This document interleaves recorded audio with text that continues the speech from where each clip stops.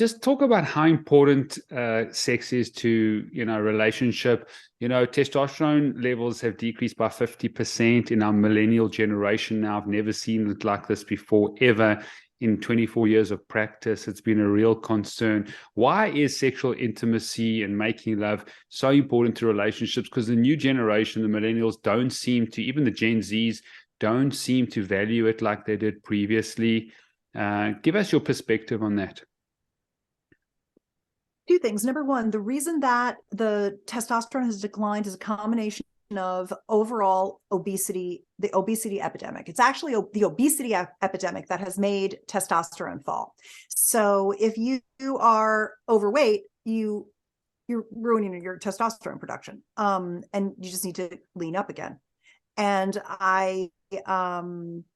I think that's a very important thing to say, is that that's what it is. There's also, of course, the toxins and the endocrine disruptors and eating out of plastic, et cetera, et cetera. But the big culprit is fat. So that's just super important. You gotta make muscle, not fat. You got to transform your fat into muscle. You just got to get moving. You got to get going. It takes about 10 weeks of working out in a gym with a trainer to save your friggin' life. Do it. That's all I can say.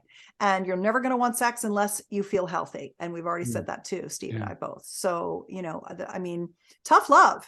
Like I look 10 or 20 years younger than my cohorts because I have great sex. I'm going to live a long time and have a great health span and sex span because I'm lean and muscular and I have a good libido and I eat healthy food. Like, if this is the life you want, which is a kick-ass life full of energy and intimacy, this is what you have to do. There's no shortcuts. It's not PT 141. That's not the answer. The answer is nutrition and exercise and honesty and connection.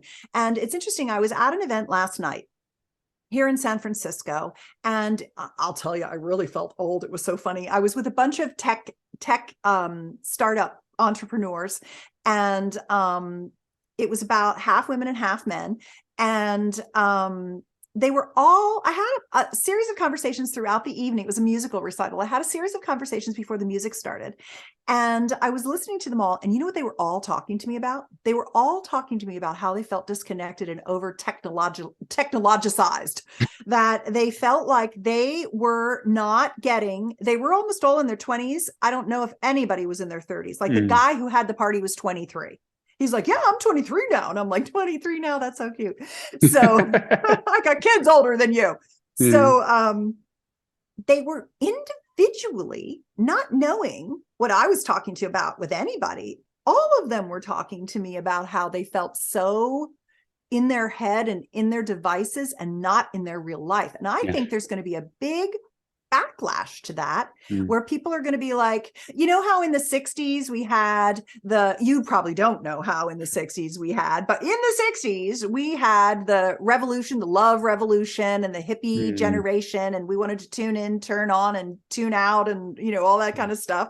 I think that this generation is going to do that. They're going to rebel against being so isolated. I think that that's, it's on people's minds.